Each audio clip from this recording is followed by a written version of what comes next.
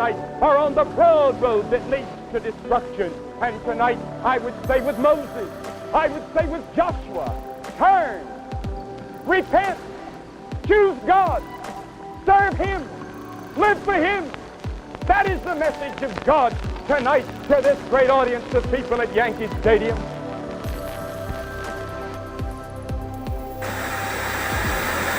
I see revival coming to planet Earth, maybe as never before. It will be untold numbers, and untold, uncounted multitudes that will be saved. The dead will be raised. The arthritic will be healed. Cancer will be healed. No disease would be able to stand before God's people, and that it would be a worldwide situation.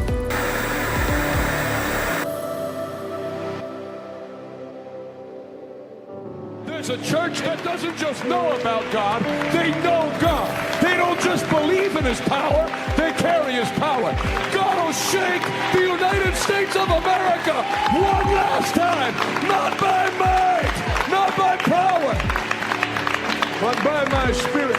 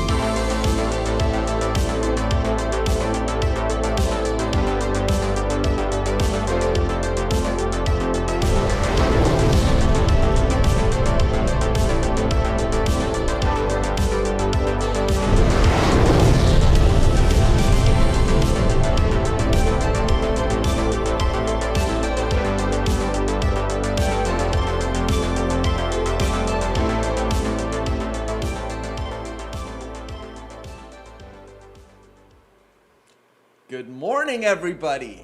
Welcome to Check the Market X, Check the News, the greatest show in the history of shows. Michael, Patrick, Howard, Sandra, good morning. Good morning, moneymakers, movers, and shakers. I like that. Yes, indeed. Futures are fairly flat today. Yesterday, we had a stellar day in the market. Everything was way up. Got some news about Russia, crypto, more Russia. It's basically the same talking point almost every single day. It's just going to be, probably for the next 2 weeks, it's going to be Russia and crypto. Russia has replaced COVID. So. Literally, it has. Good morning, Elena.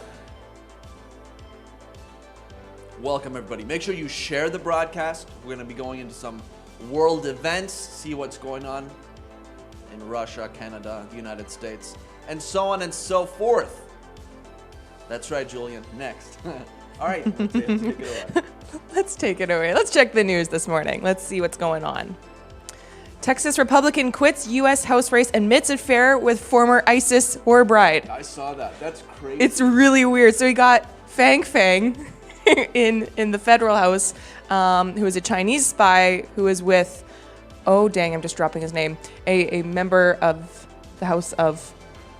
Yeah, they get What is his name? Yes. Yeah, I know what you mean. What is his name? Yes.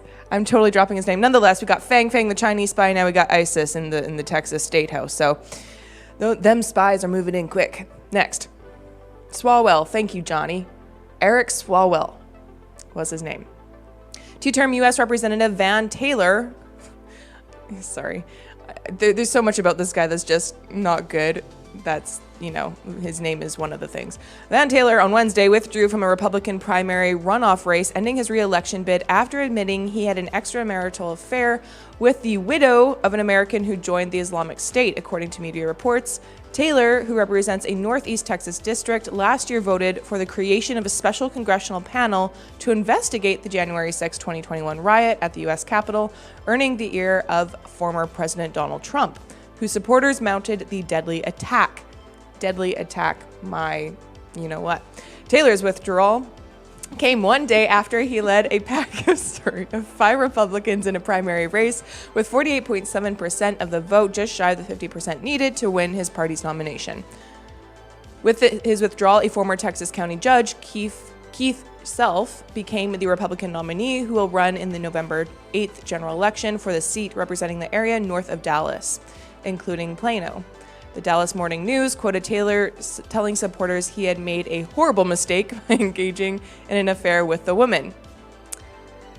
Yeah, let's just continue with the news. We get the gist. They had this article on Breitbart, and they had text messages between them. Yeah, I did want to bring them up, and I was like, so I found a different article than that one. Geez. I was like, this is kind of. I know. I don't want to read this article anymore. I feel weird reading this. Nonetheless, yeah, be faithful to your wife. You won't get caught up with ISIS or Chinese spies. Unconscionable. Prince Charles, Prince William, and Prince Harry speak out against invasion of Ukraine, adding to the long list of globalists who are siding with Ukraine on this matter. Next.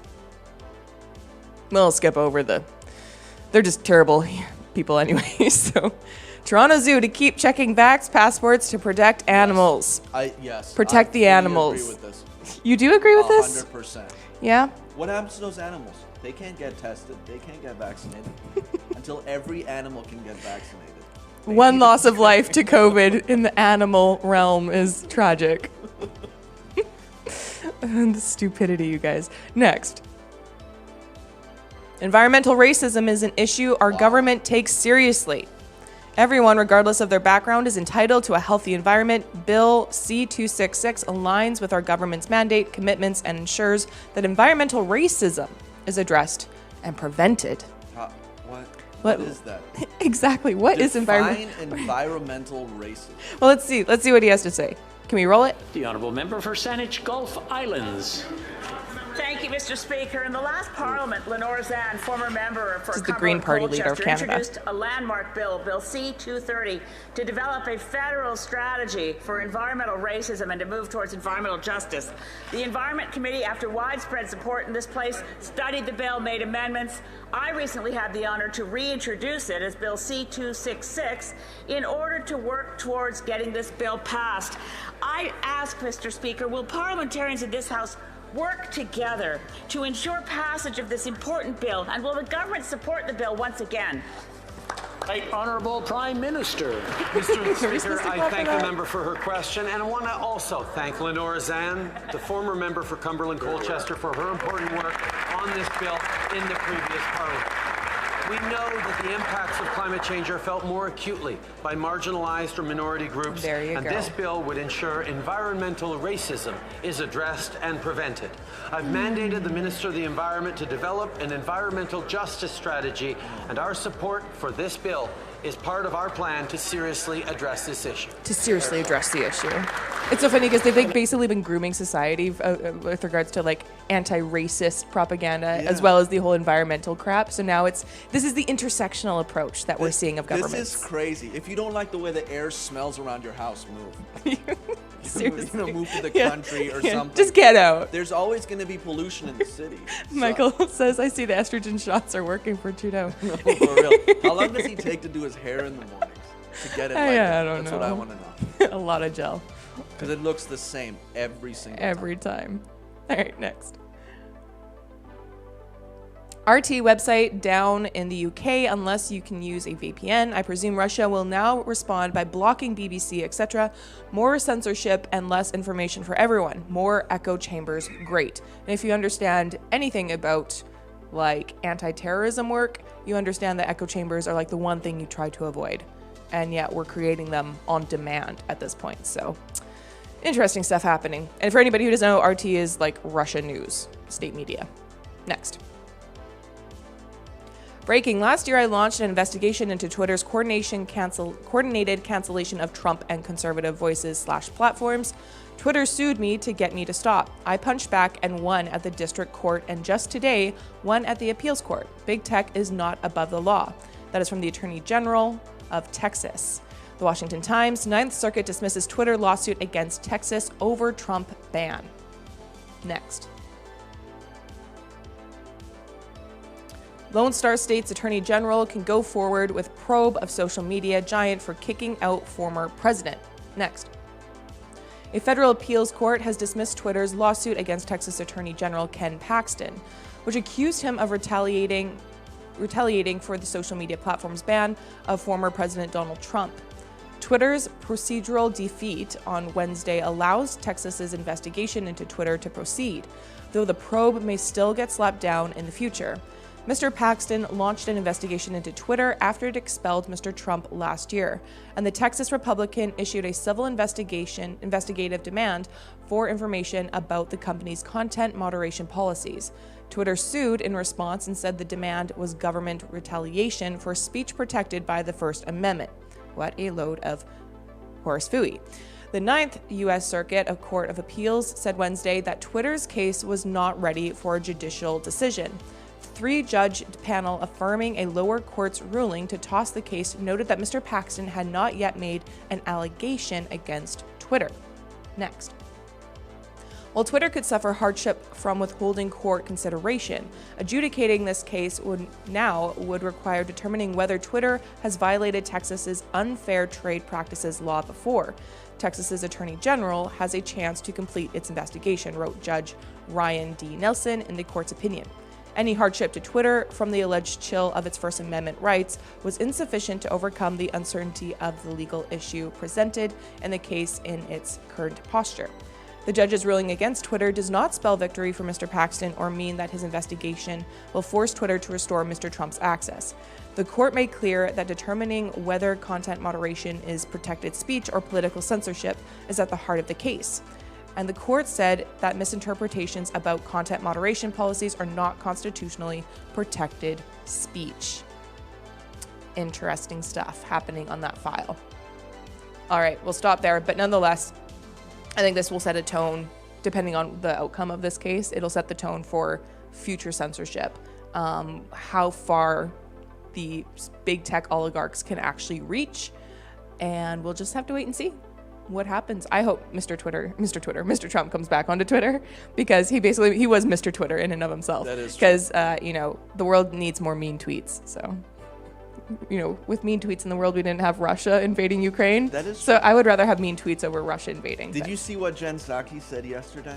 About, I saw an article this morning on Fox News. She was saying that Putin invaded Crimea during when Biden was vice president. Yes, and she's like, I was at the State Department and I saw, Like, well, way to patterns repeating No, themselves. patterns. Like, think about it. It's seriously, she laid it out for the world, and it's like, no duh. Miss Ronald McDonald. Nonetheless, All right, off to you. what do we have in the market today? Jim Cramer, Oh no. our favorite guy, says these 10 high-yielding dividend stocks should be on your shopping list. So Which avoid them. ultimately means avoid them, Run away. or short sell them, get some puts. Let's see it. Jim Cramer on Wednesday offered investors a list of stocks with sizable dividend yields that he believes should be on their shopping list. This is what he thinks are sizable dividend yields. Continue to the next slide. Here's the list: Simon Property Group, Dow Inc., International Paper Company, Walgreens Boots Alliance, Contour Brands, Newell Brands, American Eagle Outfitters. I've never seen those on anybody's list. Pfizer, Innovative Industrial Properties, and Morgan Stanley. I don't understand why Pfizer's on that list. I was just going to say Pfizer. But like, it's because- crap is just coming out over the last 2 days about Pfizer. It's like, you're stupid. It's probably So just bad. so that he probably got some advertising money from Of them course. in American Eagle. Of And course. so they're now high-paying dividend stocks. Most of those stocks only paid So 2% funny. dividend, so I don't understand how that's sizable for him. But there is one company on there that I'm in, which is Dow Company, and so How is that turning out for you? I might have to sell. Honestly. I don't mean to laugh at you, but I'm laughing at you nonetheless. It is a long-term. It is a long-term. You should know hold. better than Yeah. to invest in something he says you should invest in. Brian Cartier says, yes, let's buy paper in malls. Great investment in an Amazon world. I think he just, honestly, go back to that list. He's so stupid. It literally looks like he's taking money. Those are everybody that advertises on his show. And he's just taking their money, right? He has to have like and the these are easiest great job. He stocks. doesn't have to do research. He just has to. We're gonna promote your show, promote us on your show, and there, tell people to promote it, invest in us. It's So, ridiculous. Dow might drop by 30%, but you know what? We'll get through it together. Next. France seizes super yacht linked to Russian seizures as oligarch assets get targeted. This is not the first one. There was one in Germany as well. So let's see it. French authorities have seized a yacht they say is linked to Russian oligarch Igor Sechin, thanks to the French customs officers who are enforcing the European Union sanctions against those close to the Russian government, France's, and so on and so forth. According to a translation of the letter shared in the tweet, French authorities seized the Amore Velo yacht on March 2nd. Does that mean love bite? Oh. After a check that took several hours, the 280-foot yacht was seized in the La Ciotat shipyards on the south coast of France. Sechin was included in a list published February 28th of Russian oligarchs that would be subject to European Union sanctions in response to Russia's invasion of Ukraine. In the comments, let me know if you think this is right, that people are just taking stuff from other people because they're part of a Their nationality. yeah. It would be like what if somebody came and took your cars because another country took your vehicle or took your house because they don't agree with what Biden's doing. Think about it. Interesting. Just because they're friends with Putin or whatever. So if you're a friend with, you know, whoever, Donald Trump or Biden or whatever, and they just take your stuff. Yep. Carl Brooks said it, you will own nothing and be happy. So yeah, Klaus Schwab is getting a Russian oligarch's yacht. Or if not, they might put it up for auction and we could pick it up for, you know, pennies on the crypto. So if you've got some Ethereum hiding somewhere, it could be a 280-foot yacht with your name on it. The Love Boat. Maybe rename it after. Looks like the audience does not like what's going on there. No, I agree. Yeah, canceling actions or canceling a whole country of people. The guy runs a bank. It's not like, you know, he's the CEO of a bank. What if somebody took Jamie Dimon's yacht? Well, anyways, moving on. Next. Inverse Kramer. Oops, Kramer's lightning round. I want you to hold Snowflake. Down 25%. So there you have it. It's awesome. That's what happens. I've had it with this job. Food, we got no jobs. Our pets' heads are falling off. It's looking more and more like if you trade against what Kramer says or do the opposite of what Kramer says, 90% of the time you're going to make money. You're going to be okay. Market's open.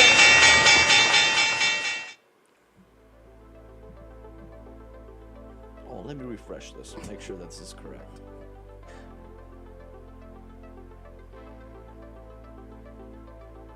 All right, well, yes, the market is up. Dow Jones up 182%, the NASDAQ up 187 points, not percent, that would be crazy. 185 points, NASDAQ up 97 points, and the S&P 500 up 24 points. So not too bad of a start there for today. Seems like the market is happy with what Jerome Powell said yesterday, that there might not be a rate hike in March due to what's going on in over there in Europe. Bitcoin up 0.19%. Overall market for crypto is up 0.31%. Looks like Ethereum's down a little bit. Solana's down. Cardano's down. Avalanche is down. XRP is up 77 cents. Let's hope XRP moons soon, because I've been holding that for a while now. Johnny says, since they're getting rid of everything Russian, is it time to send my Russian wife back to Moscow? What do you... Well... What's... You're not disagreeing with it. No.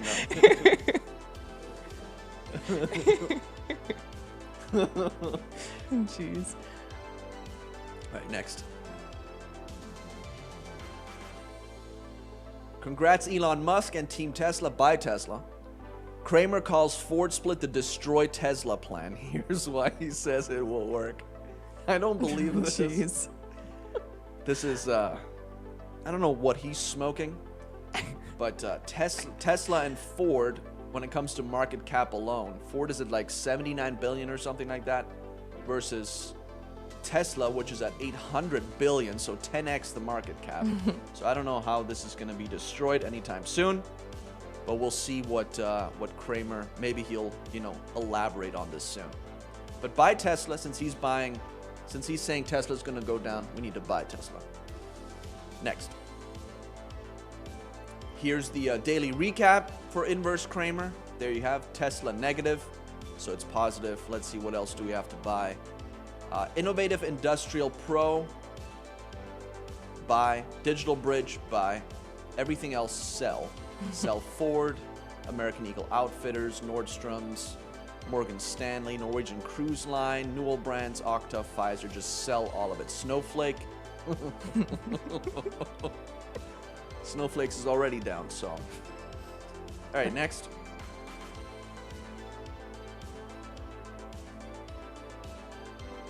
Next. Russian firms rush to open Chinese bank accounts as sanctions bite. So this is exactly what we talked about yesterday with what's going to happen. This is actually going to cause the US dollar to be less of a reserve currency for the world, and it's going to open up China to become more of a reserve currency, because I guarantee you it's the only countries that aren't looking at doing exactly this are European countries. I guarantee you all African countries, South American countries, Asian countries are now looking at this thinking, what if we're ever on the West's bad side? We need to have a plan in place. And so what this is going to do, it's going to cause them to open up bank accounts in China and then use China's SWIFT system, which is CIPS, right? Yes. CIPS, instead of using SWIFT to transfer money. And they'll be doing that in Chinese currency. So China's currency, thanks to all of these sanctions, is gaining ground. Let's see it.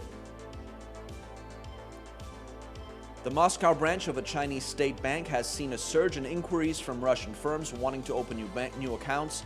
A person familiar with the matter said, as the country's businesses struggle with international sanctions after its invasion of Ukraine. Over the past few days, 200 to 300 companies have approached us wanting to open new accounts. The person who works at the Moscow branch of a Chinese state bank and has direct knowledge of its operations told Reuters. He declined to be named or have his bank identified, as he's not authorized to speak with the media and will never be seen again. It was not clear how widespread Russian demand for new accounts at Chinese banks was, but the banker source told Reuters that many of the companies seeking new accounts do business with China, and that he expected yuan transactions by such firms to increase. Continue. Western governments are shutting off Russia's economy from the global financial system, pushing international companies to halt sales, cut ties, and dump tens of billions of dollars worth of investments. China has repeatedly voiced opposition to the sanctions, calling them ineffective and insisting it will maintain normal economic and trade exchanges with Russia. A handful of Chinese state banks operate in Moscow, including Industrial and Commerce Bank of China, the Agricultural Bank of China, and China Construction Bank. China Construction Bank declined to comment. The other three Chinese state banks did not respond to Reuters' request for comment. A Chinese businessman with long-term ties with Russia, who also did not want to be identified, said several Russian companies he works with are now planning to open yuan accounts. So they will no longer use euros and dollars to trade with. They will be trading in yuan, which is going to hurt the US dollar. It's going to hurt the euro and make those less of a reserve currency. Next. The SEC scrutinizes NFT market over illegal crypto token offering. I don't understand what the SEC has anything to do with NFTs, because NFTs is art. Let's see it.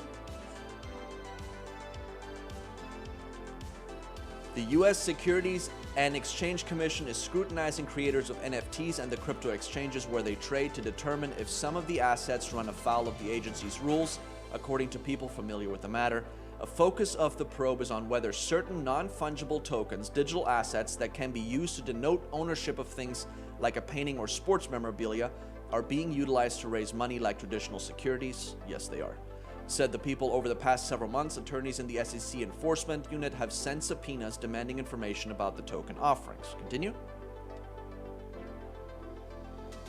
The inquiry into the latest attempt by the SEC under Chair Gary Gensler to ensure the crypto market adheres to its regulations. In February, the Commission and state regulators levied a record $100 million fine against BlockFi, a popular virtual currency exchange, for failing to register products that pay customers high interest rates to lend out their digital tokens.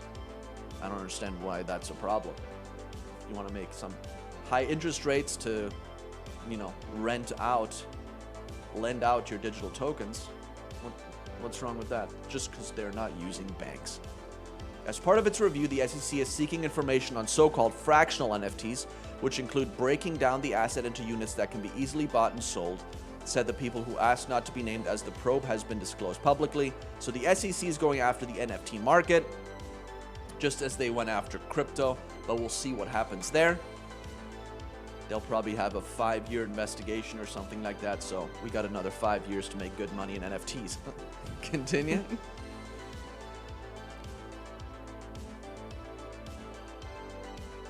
Next. Grain market set for supply shock of a lifetime, economists said. So we read an article like this yesterday. It was from Zero Hedge, and now this one is from Bloomberg. So it looks like it's creeping into the main. You can't ignore mainstream news. You can't. You can't ignore this. Let's see it. Russia's invasion of Ukraine could devastate global grain markets so deeply that it's likely to be the biggest supply shock in living memory. That's according to Scott Irwin, an agricultural economist at the University of Illinois. Tens of millions of acres of grain production are at stake, he said Wednesday on Twitter. I'm convinced it's going to be the biggest supply shock to global grain markets in my lifetime. Continue.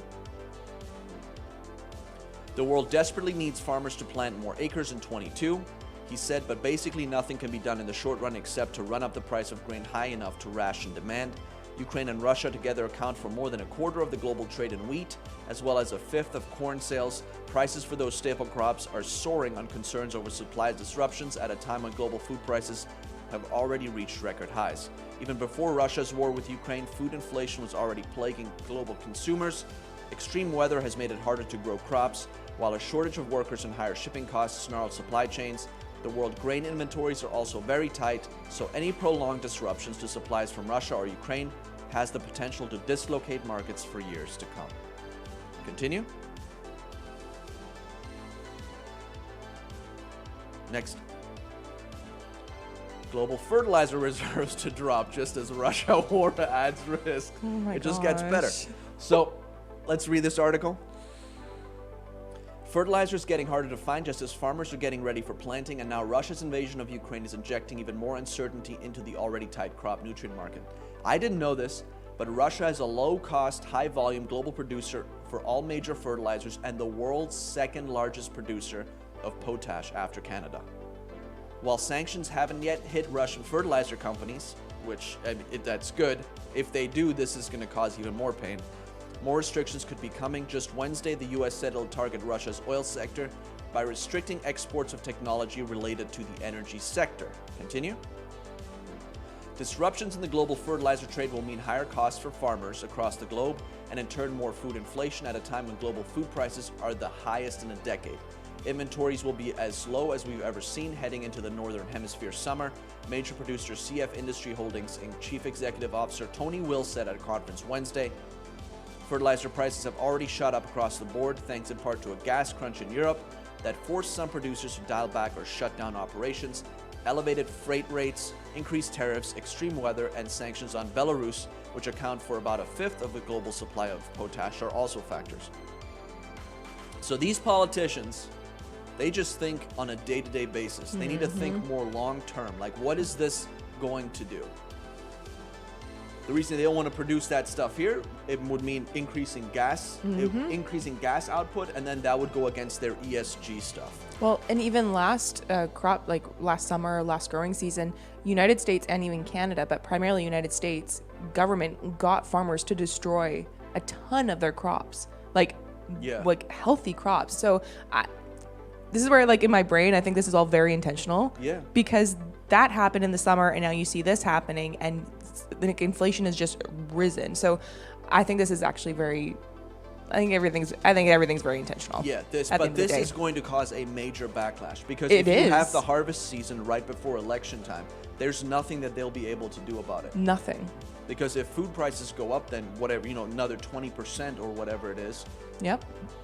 They'll be done. They'll be finished. I think the politicians are banking on all the mask mandates being removed and hoping everybody, like all those COVID-19 restrictions being dropped, so that kind of like weighs like a balance almost in the psyche of the American people. But I don't think it's going to work. No, I don't think it's going to work. Like either. Once your pocketbook is hit hard, you're not going to forget it. Yeah. Migraine. Oh my gosh, who comes up with these? This is awesome. Oh jeez. Eddie Griswold says, don't worry, we can all just eat wheat. Yeah. It's the only crop they don't make you destroy here in the U.S. Oh, jeez. Continue. Everybody will be happy. That's where you'll own nothing and you'll be happy. Because we'll survive off of weed. Makes sense. Next. Talking to them. That's a test drive gone wrong there. Somebody just drove a $120,000 car right through the showroom window. That's an experience. I'm not sure their insurance is going to be very happy with that. All right, next. U.S. Senator urges regulators to increase scrutiny on crypto as it risks undermining sanctions against Russia. Go back to the forest, our Pocahontas. collective mom of the United States, Senator Elizabeth Warren, who just wants to punish everybody, time out, get in the corner. Pocahontas needs to go back to the forest. No, for real. Let's see it. U.S. Senator Elizabeth Warren is worried that cryptocurrency risk undermining sanctions against Russia. She urges financial regulators to take this threat seriously and increase their scrutiny of digital assets. As governments worldwide are placing sanctions on Russia following its invasion of Ukraine, U.S. Senator Elizabeth Warren is worried that cryptocurrency could give Russia a way to evade sanctions. The senator from Massachusetts tweeted Monday, "Cryptocurrencies risk undermining sanctions against Russia, allowing Putin and his cronies to evade economic pain." So, here's my question for you, Senator Warren. Don't you think that because Bitcoin and Ethereum, and I can look up every transaction, I just need a wallet ID. So I look up a wallet ID, I can look up all the transactions. Don't you think somebody would notice if Putin and his cronies were moving billions of dollars of cryptocurrencies from one wallet to another? I feel like most of these politicians don't actually know how crypto works. She has no idea. But we need to go after it.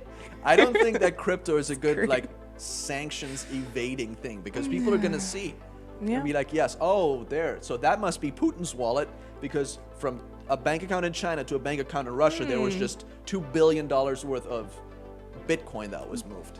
Jeez. That would make headline news. All the Bitcoiners on Reddit would be on it, everybody. So Senator Warren, I suggest you read up on this. We actually have a good book for you that we can send to you about, it's an introduction to cryptocurrencies. Read it, and then we'll talk after that. So, also, thanks for being a fan of the show. Let's go over some stocks to research for today. So yesterday I was asked about some energy ETFs. So I've got two for you here. This one is more low risk. It's XLE. This is one of the main energy ETFs, XLE, Energy Select Sector Spider Fund. The investment seeks to provide investment results that correspond generally to the price and yield performance of publicly traded equity securities of companies in the Energy Select Index. The index includes securities of companies from the following industries: oil and gas consumables, energy equipment and services. The fund is a good one to follow and take a look at to get a pulse on the energy market as a whole. It has a 5-star Morningstar rating, $33 billion in assets. The last time we looked at this one was in the fall of last year. At that point, it only had $22 billion in assets. So it's up $11 billion already. It has a 3.92% dividend yield, which is better than any dividend yield, high yield dividend yield that Kramer's going to tell you about. So this is a great ETF to invest in if you want to have some energy exposure without having to pick a single stock. IEO is another one. This one is more medium risk. IEO. It's the iShares U.S. Oil and Gas Exploration Production ETF. This investment seeks to track the results of the Dow Jones Oil Exploration and Production Index. This could potentially be a good investment due to the fact the sentiment of the American public is turning towards at-home oil production and less reliance on outside nations with what's happening in Russia and Ukraine. So eventually this could play out like COVID, where politicians will drill at home due to polling. This ETF has around $500 million in assets. It has a small dividend of 2.31%. Some of the biggest holdings in this ETF are ConocoPhillips, EOG Resources. ConocoPhillips ticker symbol is COP, EOG Resources, which is EOG, Pioneer Natural Resources, PXD, Marathon Petroleum, and Phillips 66, amongst others. So these are large American oil-producing companies. IEO is the ticker symbol for that one. So that one, it did go up here recently because oil and gas went way up. But this one, I think, with oil and gas exploration, could have even a more of a potential to run, because there's a lot of American companies in there, and they are going to be drilling more at home, I believe, to avoid. Well, I don't know. You never know what these politicians are going to do, but this could be a good play on that front.